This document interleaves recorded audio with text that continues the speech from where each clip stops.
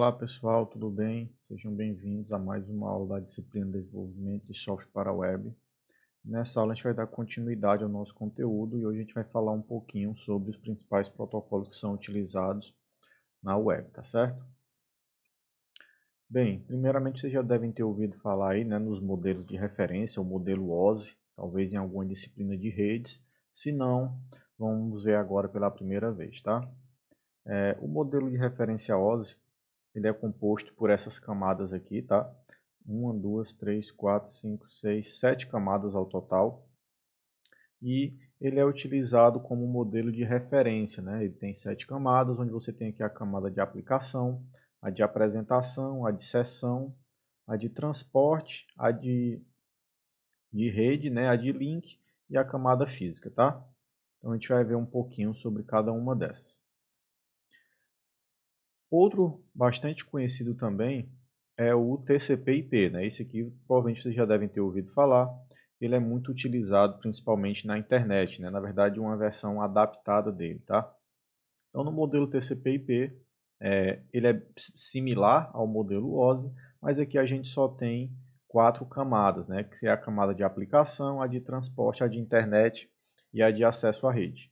E se você for fazer uma analogia, você vê que a camada de enlace e a física do modelo OSI, elas estão agregadas, né, nessa camada aqui chamada acesso à rede.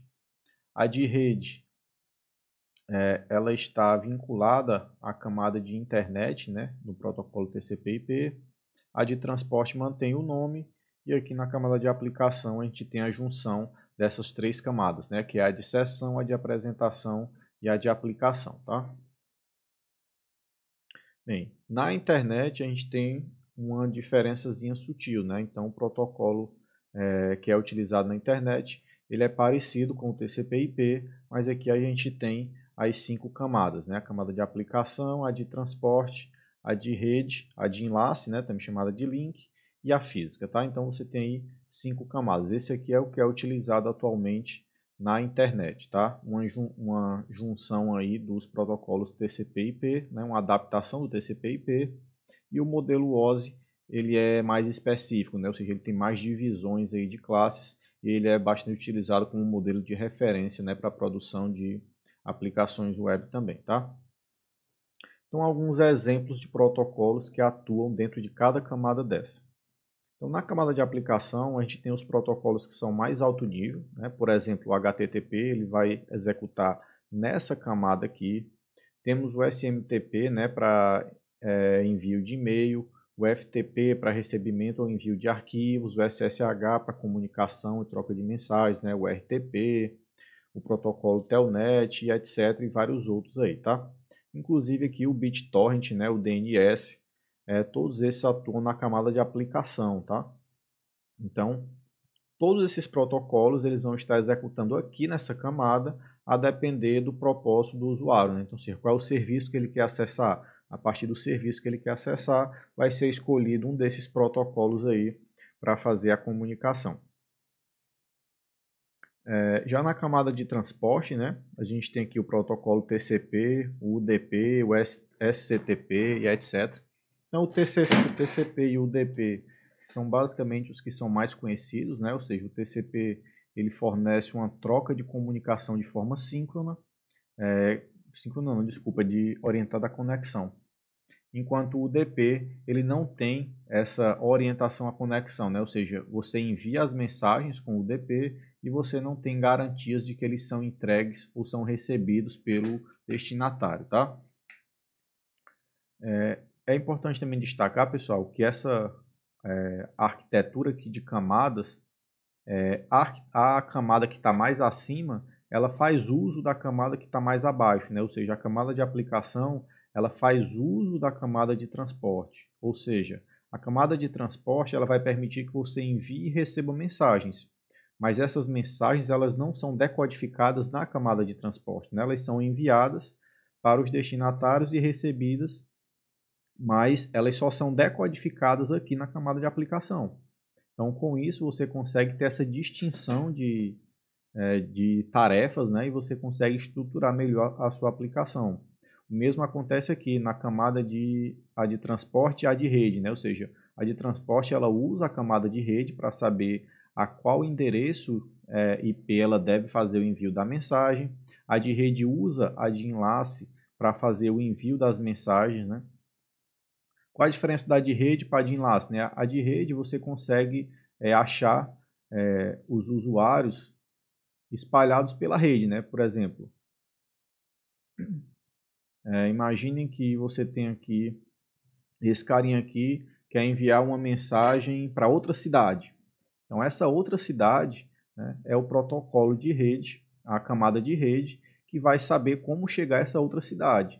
Aí chegando nessa outra cidade onde essa pessoa mora, a camada de enlace é que vai ser responsável por achar a pessoa ou a residência da pessoa dentro daquela cidade, ou seja, é uma entrega de mensagens mais específica, né? Ou seja, a de rede ela entrega para uma distribuidora, por exemplo, enquanto a de enlace ela vai e entrega exatamente para aquela pessoa. Então você tem essa diferença aí, né, do endereço IP e do endereço MAC, que é o que é utilizado aqui na de enlace, né? Aquele endereço MAC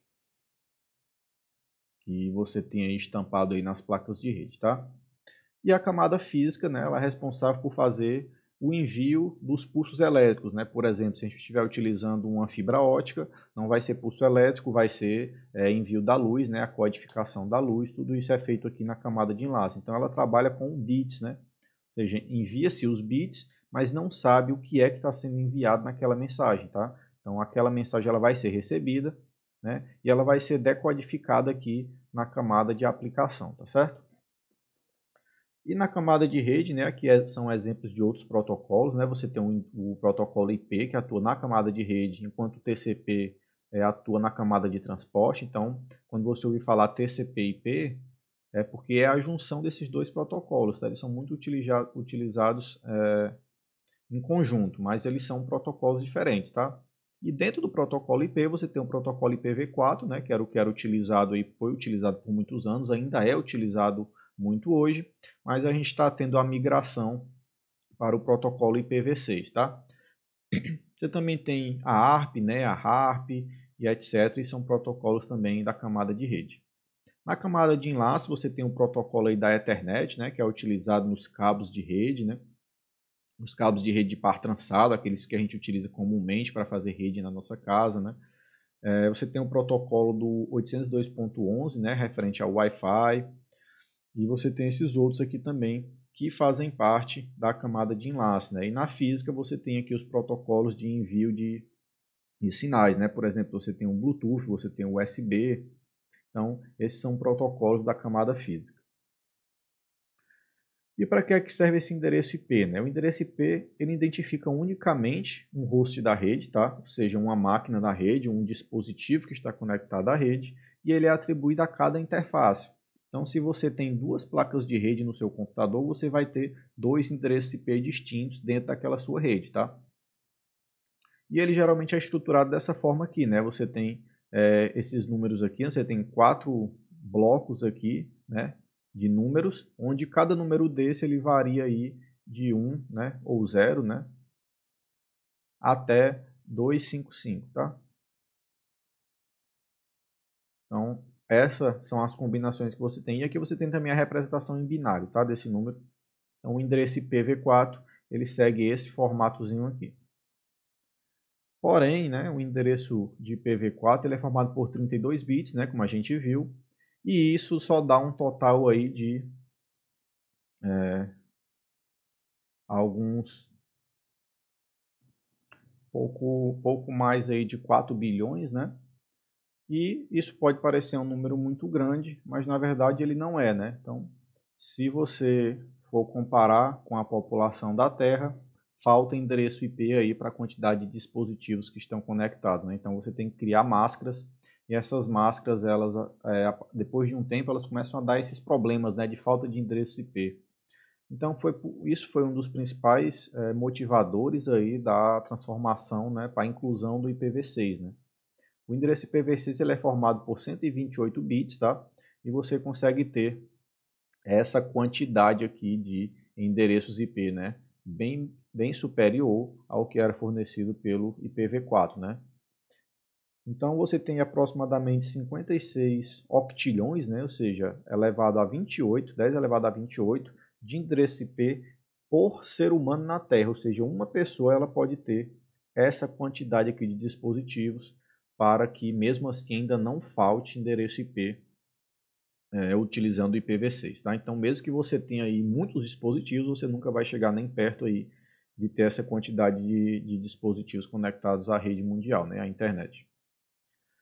E isso é 79, né, aproximadamente 79 octilhões de vezes a quantidade de endereço IP. Então, aí, com essa mudança para o IPv6, né, por muitos anos aí na frente, não vamos precisar fazer uma remodelagem ou a inclusão de um novo protocolo para aquisição de endereço IP, tá? Essa representação dos endereços IPv6, né, ela divide o endereço em 8 grupos de 16 bits, separando-os por esse marcador aqui, 2 pontos, né, que são escritos com dígitos hexadecimais. Então aqui no IPv4 a gente representava somente com números, né, ou seja, um número que variava aí de 0 a 255, e agora a gente começa a utilizar a representação hexadecimal, né, então a gente consegue representar mais caracteres e com isso também mais combinações, tá? E na representação de um endereço IPv6 é permitido, né, você utilizar caracteres maiúsculos ou minúsculos, você omitir os zeros à esquerda e representar os zeros contínuos por dois marcadores de forma sequencial. Um exemplo é isso aqui, né? Isso aqui também é um outro exemplo de endereço IPv6, né? E as portas, né? O que são as portas na comunicação web? Essas portas, elas identificam os processos de origem e destino, tá? Então, e na disciplina de sistemas operacionais, vocês já devem ter ouvido falar aí dos processos, né? O que são os processos do sistema operacional e que cada processo, né, você pode ter uma porta aí associada a ele também. Então, eles viabilizam a comunicação fim a fim, né, entre os processos, e o sistema operacional ele oferece essa interface para você especificar e acessar portas para fazer a comunicação, né? Eles permitem também a comunicação com diversas aplicações na mesma máquina. Isso aqui é um exemplo dessa ilustração, né? Você tem algumas portas que são específicas, ou seja, elas são reservadas para determinados protocolos, como é o caso aqui do FTP, onde a porta 20 a 21 elas são reservadas pelo sistema operacional para serem usadas exclusivamente pelo protocolo FTP. O mesmo acontece com a porta 80, né, que ela é utilizada para o HTTP. Alguns também utilizam a 8080, né, para fazer os servidores web.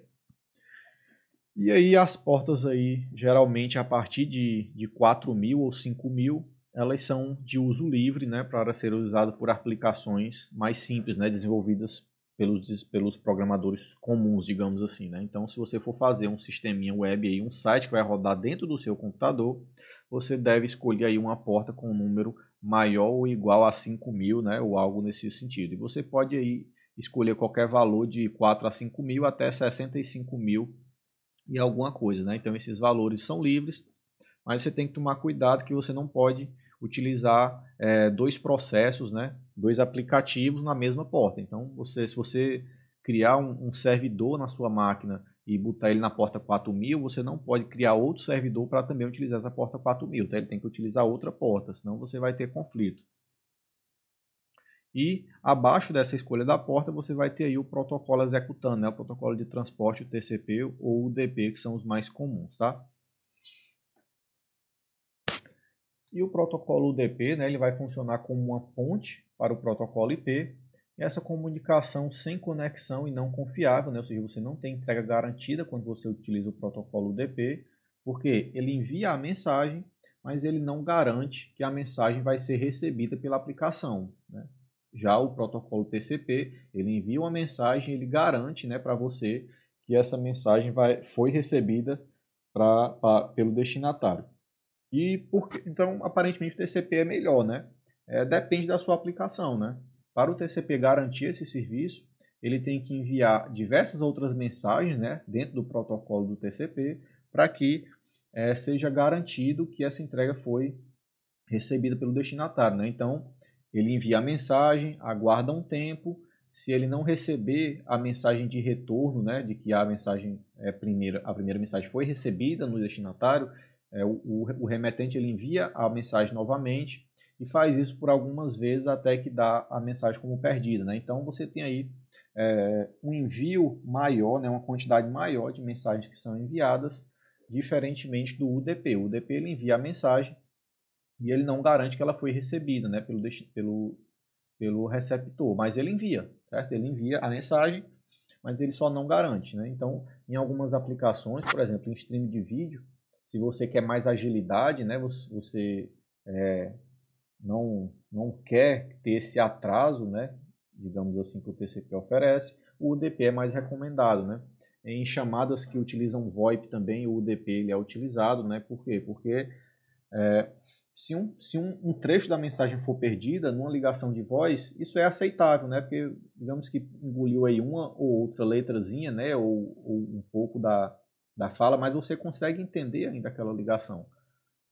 Se você utilizasse o TCP, né, provavelmente você ia ter um delay, né, nesse envio da transmissão e a comunicação poderia não ser síncrona, né, ou seja, você poderia ter esse atraso, poderia gerar um efeito negativo na comunicação com as duas pessoas. Então o UDP ele é mais rápido que o TCP, né, por conta disso que eu expliquei, e ele é geralmente utilizado em pequena quantidade de dados, né, em meios de comunicações que já são seguros, ou seja, você não precisa botar mais, né, garantias de que a mensagem vai ser recebida de forma correta, porque o seu meio, né, o que é esse meio? É lá a camada física, né, ou seja, a camada física, se ela é confiável, você pode utilizar o UDP sem problemas, né. Por exemplo, a perda de pacotes utilizando fibra ótica é muito baixa. Já se você for utilizar a rede de par trançado, né, que é aquele cabozinho azul geralmente, ou branco, você já tem uma perda de pacote maior, né? Então, você não tem essa garantia, essa segurança do meio, né? E também ele é geralmente usado por serviços que podem perder pequenas porções de informações, né? Como foi o exemplo aí da chamada de voz que eu falei há pouco tempo. Já o protocolo TCP, né, ele vai utilizar esse conceito de conexão para identificar os dois pontos envolvidos na comunicação, e ele pode ser análogo a uma chamada telefônica, né, onde você tem a entrega garantida e a comunicação é identificada por um par de endpoints. Né? Um endpoint é um par, né, na forma host e porta. Tá? Então o host aqui é o endereço IP, né, e a porta. Então, se você quiser se comunicar, você tem que saber essa porta aqui, né, e o endereço IP. E os endpoints permitem que uma determinada porta, né, possa ser compartilhada por múltiplas conexões.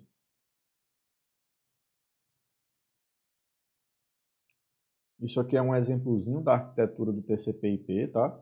Então o IP ele vai atuar nessa camada mais baixa, né? E acima dele vai funcionar o TCP ou o UDP, né? O UDP ele é utilizado pelo DNS, pelo NFS, enquanto o TCP é utilizado no SMTP e no FTP, por exemplo, tá?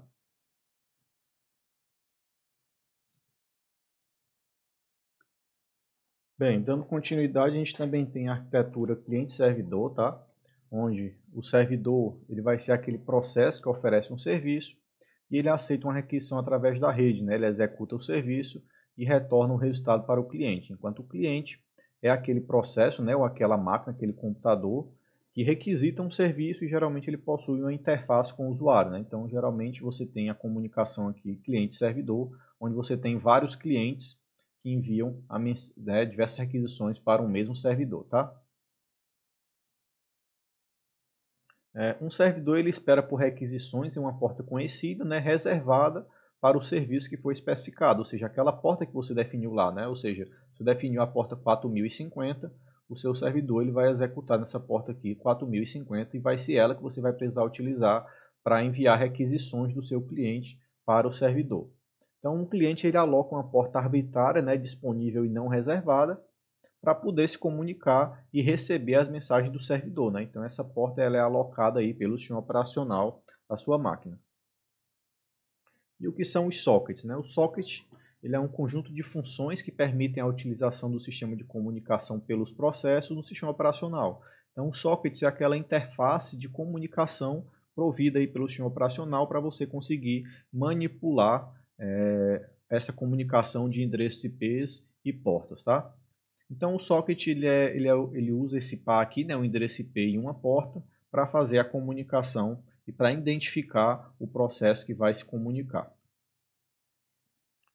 Esse é um exemplo de comunicação entre cliente e um servidor web, né? Então o cliente ele faz uma requisição para o servidor web envia a resposta para o cliente, né? Por exemplo, a resposta aqui do servidor pode ser uma página web, né? Um código HTML que é enviado para o cliente, e ao cliente receber essa mensagem, ele transforma os bytes recebidos, né, em código HTML, e a partir disso o navegador consegue ler esse código HTML e mostrar na tela do usuário aqui através do navegador, né, o Chrome, o Firefox ou outro navegador web, e ele consegue interpretar esse código que foi enviado pelo servidor e mostrar na tela do usuário.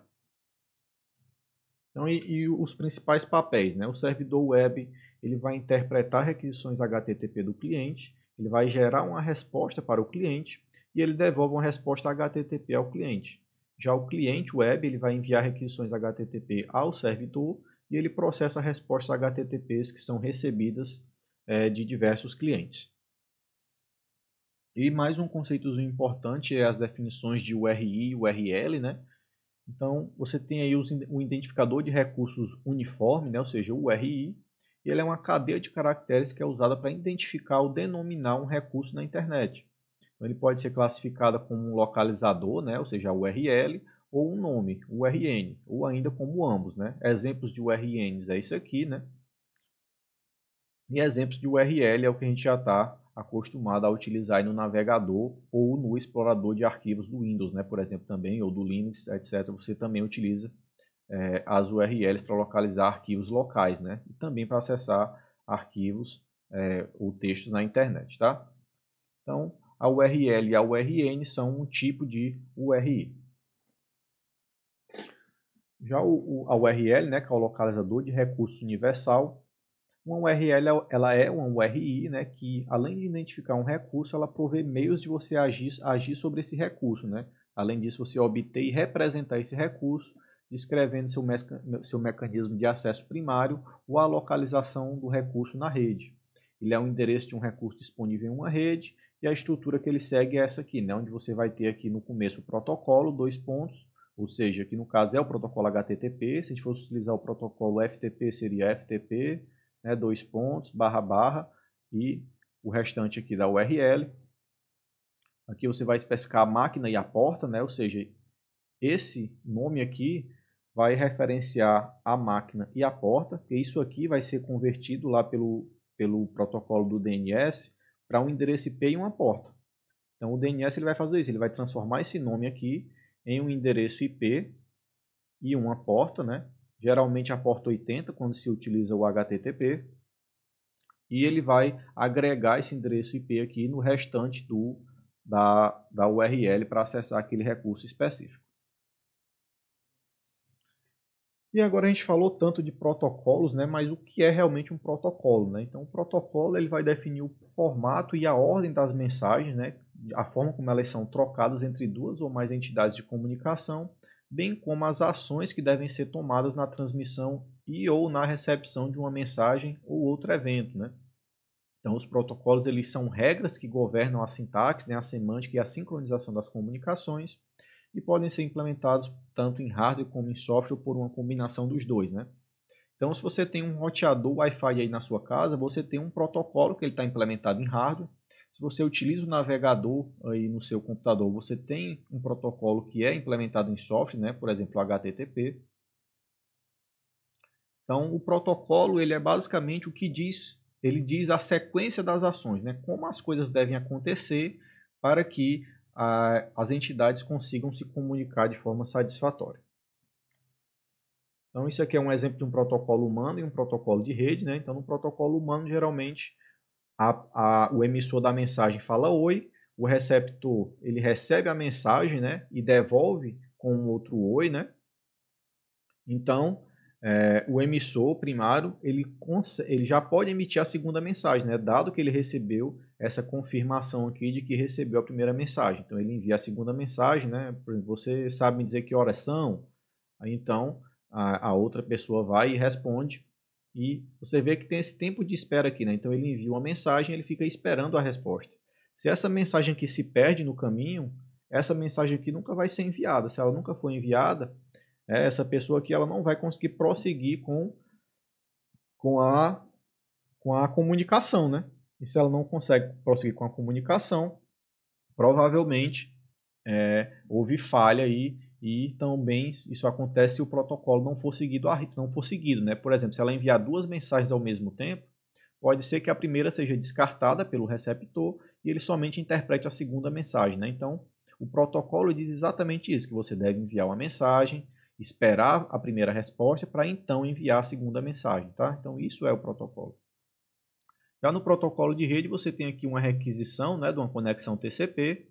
O servidor recebe essa requisição e aceita ela, e então o cliente ele diz que quer acessar esse recurso aqui. Aí ele envia outra mensagem para o servidor e o servidor vai e devolve para o cliente o arquivo, né, o recurso que está que está disponível nesse endereço aqui, nessa URL que o cliente requisitou, tá? Além disso, a gente tem o protocolo HTTP, né?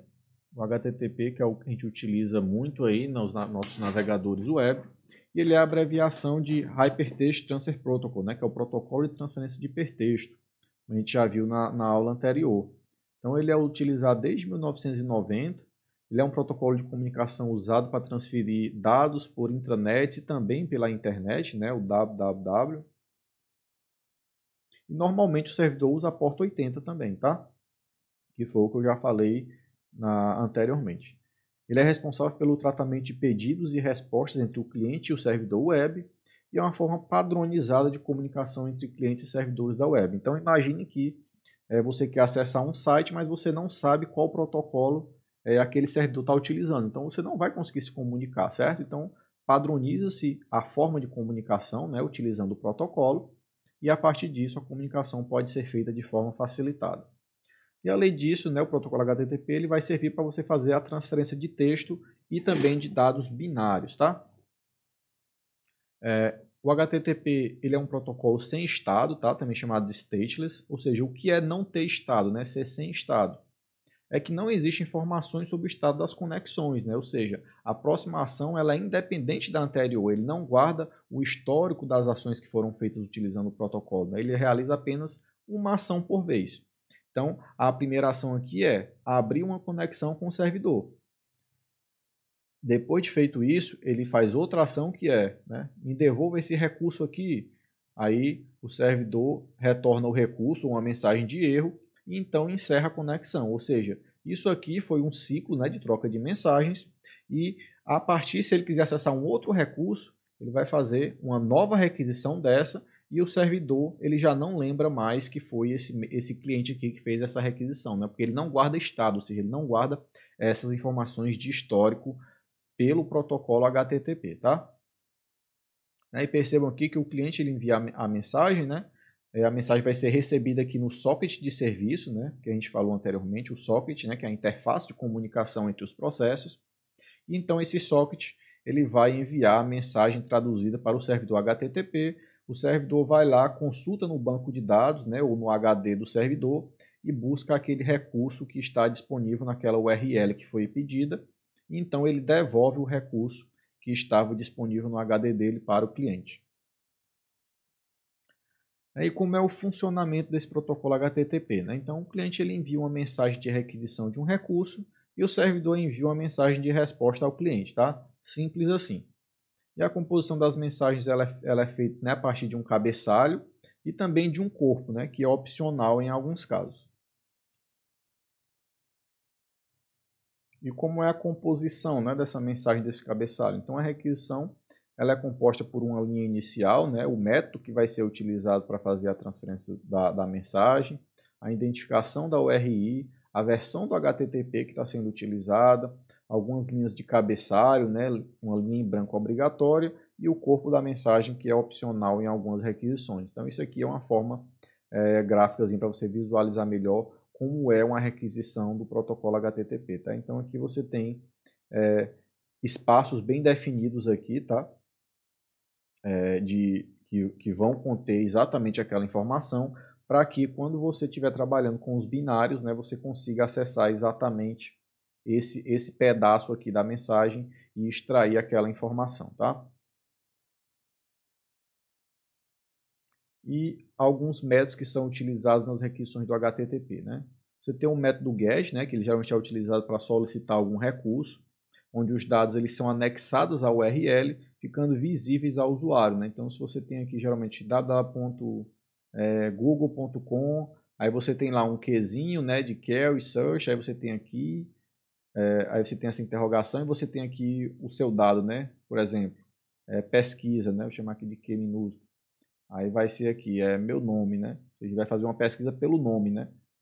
Aqui você está passando um parâmetro, né? Utilizando o método GET, porque o parâmetro ele vai embutido na URL e não no corpo da mensagem, tá? A gente vai ver com detalhe mais na frente, né, nas próximas aulas, grande parte desses métodos aqui, tá? Então agora é só uma visão geral mesmo, tá?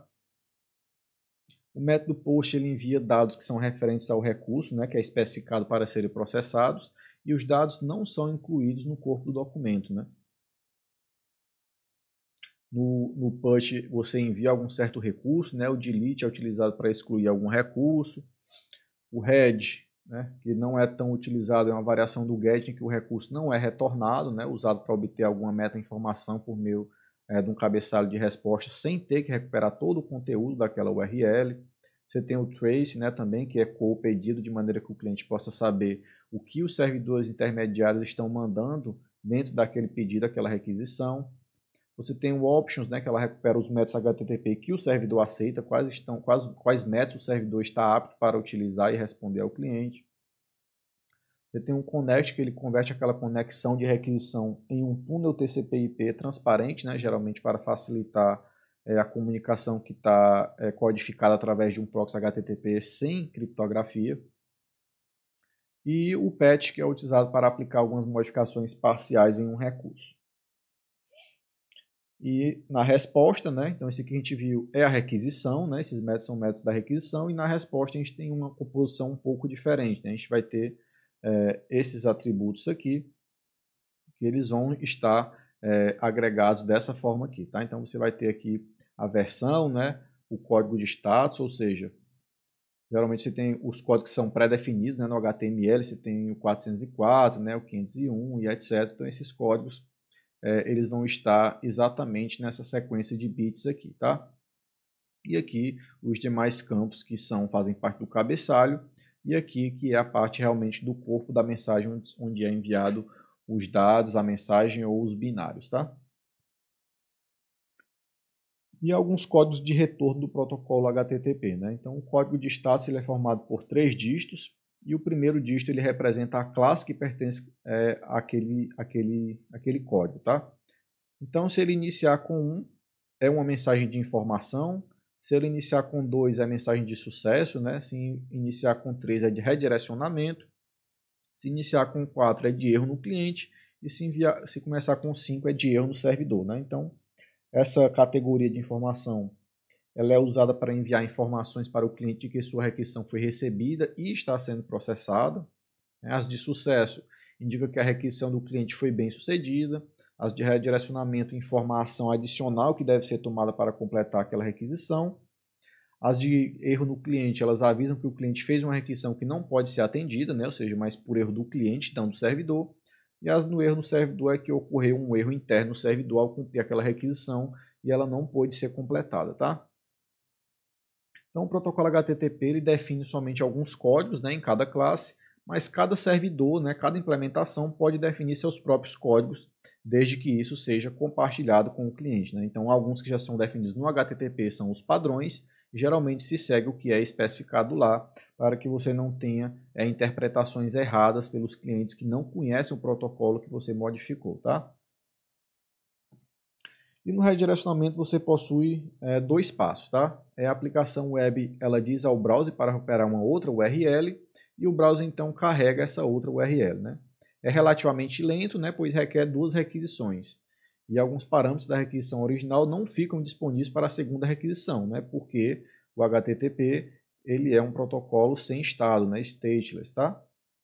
Então, cada requisição ela é única e ela não tem ciência das requisições anteriores ou futuras, tá? Então, a requisição ela deve ser autocontida, tá? Isso aqui é um exemplozinho, tá? Utilizando uma tag HTML, e aqui onde a gente especifica, né, a URL, o método HTTP e o restante da página aqui, tá? É um exemplozinho.